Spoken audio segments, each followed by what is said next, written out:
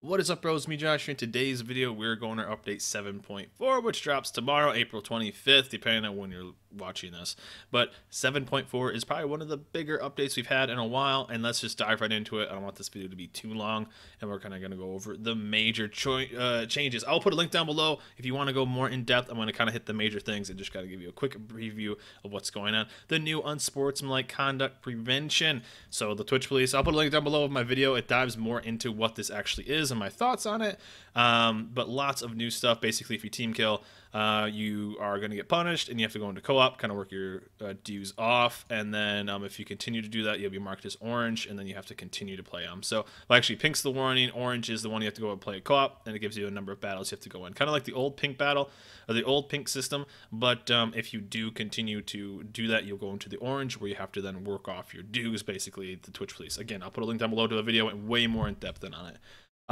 New matchmaking. This is one thing a lot of people are excited for, and this is actually going to make a mirrored matchmaking. Now, I assume what this is it's going to give you basically the first 3 minutes are going to try to mirror it as much as possible.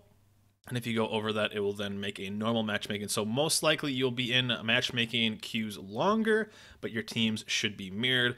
I'm assuming divisions will still cause problems with this in the long run, or you'll just be in queue longer. But I am liking it that you will basically spend more time in queue, a little bit longer, probably I'm guessing between like probably a minute. But you will have a better matchup overall, instead of like, you know, one team getting 5, 6 destroyers, the other one getting 4, and blah blah blah. So they're going to try to match up tier and class together, and this is the before and this is the after. So pretty cool matchmaking change, a pretty big change actually. Change to ribbons and upcoming spotting damage and potential damage. This is pretty cool, just for if you like extra numbers and stuff like that, to let you know as you're going through and stuff, to kind of keep tracks. So this will be pretty cool to just keep extra ribbons and achievements for shattered shells as well. So that'll be kind of cool, and you can continue to get ribbons for that. The clear skies is no longer, so we have a king of air, which is the CV achievement, and then you have the defense expert for the actual ships that are not CVs. So this is a good change. They set a set number of planes, because clear skies was based off a percentage of total planes, which kind of sucked, because a Yamato could have like 8 planes if it had like the right setup, and if it died early, that's 8 planes you couldn't get, because it was a pure percentage of everything in the game. It's just a base number, so this is much better. So you'll be seeing people get a lot more of these. 1 for normal ships, 1 for CV. So that's kind of cool. New flags, pretty minor, but I mean, Pan Asian and the Commonwealth ships are going to get their own nation's flag. So I mean, that's kind of cool. A little cosmetic change. Improvements to the port interface, so camos and stuff like that are going to give you a better idea of what they actually do, and going over them, just break it down and just easier to read. So that's always nice. Quality of life stuff. Season 9 ranked battles is hitting this Friday, so that's pretty cool. If you guys play ranked battles, again, this is the first one that's going to be tier 10. I can put a link down to that in my video of my thoughts on season 9 being the first tier 10 season. Again, you'll play tier 8 all the way up to rank 10. At 10 and up, you will be playing tier 10s. So a much different season. I also made a video on which ships are going to be the best for the class. I'll just put a bunch of links down at the bottom. Whole accumulation right here of this patch finally going live. So 38 days. So we're actually a relatively quick season, but still, you'll be able to go through and get your stuff done. The map rotations and stuff like that. The Sea of Wolves. It looks like Sea of Wolves is only going to be 2, which is kind of crazy. But all the map breakdown, everything. Upgrade of the ship spotting system. Now, this is something they talked about in the waterline, that they were having that they're having some trouble, so they are going to be starting to work on this, and we're planning to introduce the next round of fixes and a few updates. So they haven't quite fixed this yet, but they know that it's a problem, and that's kind of nice. Map and location. So some maps are getting some updates, which is this extra area right here on top. And then north is now getting like decap, even I guess like easier to go to. So in my opinion, Wargaming, just take away the outside border. We don't need it. Maps are too big anyway. But basically what this is doing is locking people out and kind of pushing them together. So what should they just end up doing instead of just adding this? Make smaller maps, honestly. So there's some other updates as well here. You can dive into it a little bit more. Game balance changes. Shima is getting its detectability buff, which goes down to 5.6 basically, making it the stealthiest tier 10 DD.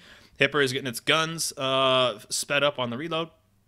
and rudder shift as well. Eugen's getting its repair consumable, so that's kind of nice. I think Eugen is also getting these buffs as well. Midway's hanger is getting reduced, and then Hikiryu is getting its new. So Midway's losing its planes, but Hikiryu is getting a better loadout anyway, so it's kind of interesting. But it loses its 2-3-3, so we'll see how it goes. Midway still has way more fighters in the long run, but we'll see how that kind of works balancing. Orion, so if you guys had this is what was known as like a long-term seal clubber. It's getting its nerf, so if you haven't grinded through that line, get through it as fast as possible. And then one big one, if you are a DD player, air detectability range of torpedoes, so a spotter plane, fighter plane, any kind of CV planes spotting your torps, that is reduced by half, so you have a chance of getting those sneaky torps, especially deep water torps, past those planes. So yeah, a few upcoming changes right here. You guys can dive a little bit more in depth, but that's it. Active bots have been added to training room, so that's a pretty cool update. If you guys want to test some stuff, test AA, test whatever, ships versus ships, kind of how to play against it. Just going in and testing ships like you don't have or whatever against ships you don't have or you don't see very often. Just or for fun, tier 1s versus tier 10 or something like that. You can go in and do that now. So active bots hadn't been in for a while, and now you can actually do that. Other improvements and fixes. It's not possible to enter rank or clan battle season with a test ship, which was good. Some people were doing that, not many, but it did happen every once in a while. It's not impossible to do that. And then there'll be some extra flags and stuff like that, which is kind of fun. This is more of just a really in-depth, just kind of, this is stuff I'll let you guys go into. Game engine optimization, which is always good. CC support, which is kind of cool. We're going to get like flags and stuff like that for being CCs, and you guys can also win stuff if you, I guess, see us in game or something like that. More details in these items to grab and coming soon, so that's kind of nice. CCs get like their own flags and some camos, and then if you guys are subscribers, I think either on Twitch or YouTube, you can get some extra stuff as well if you see us or whatever. I'm not exactly sure how they're going to do it, but you can win some free stuff. And this was kind of weird. I didn't know they were going to do this, and I'm not sure if it's the best idea. But all economic flags, so getting I guess quicker or more money, more experience, cheaper ships, captain experience. You can buy that with the balloons, and also you can sell all the ARP ships. So if you have a 6 whatever Congos or 4 Miyokos, whatever, you can sell those ships and just save the one you want or the one you like. You can sell all these ships for credits, so if you're low on credits. But these flags, I didn't know they were going to end up doing this, so it's kind of weird. What do you guys think about purchasable economic flags? I always talked about maybe doing like a trading post with like an NPC. You can trade in flags you don't want for other flags, but these ones are actually purchasable. So, I mean, purchasable Papa flags, purchasable Zulu flags, equal speed Charlie, so XP. What do you guys think about this? Let me know in the comments what you guys think about purchasable flags. I think it's nice for most people, but every time I ever talked about even kind of like a training post or trading post for flags, everyone thought it was like too pay to win. So I'm interested to see what you guys think about this. I had no idea they were going to do this. Spaceport is staying.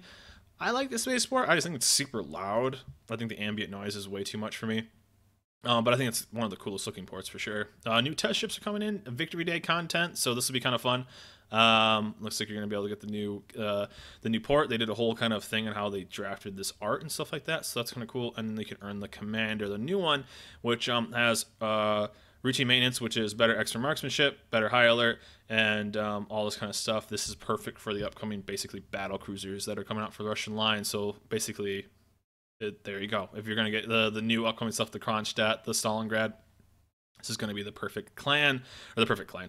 I'm reading that right there. Perfect captain for that. End of clan season battle 2. So if you guys went out and won all your stuff, got your second Stalingrad flag, congratulations. And also the winners and the new ones. Our clan finished Hurricane League, so that's pretty cool. And you get all your rewards for that. So another one. So congratulations to all the winners on that. You guys did it and went out there and had some fun. So this is actually a pretty massive patch. Lots and lots of changes. Some I think most of them are actually pretty good. The ones that are kind of weird is the Midway versus Hikiryu. We'll see how that kind of works in the balancing and gameplay. In the long run, matchmaking is cool. The map changes are kind of, I guess, nice. Whatever. I never go up here. This will actually affect clan battles for next season potentially.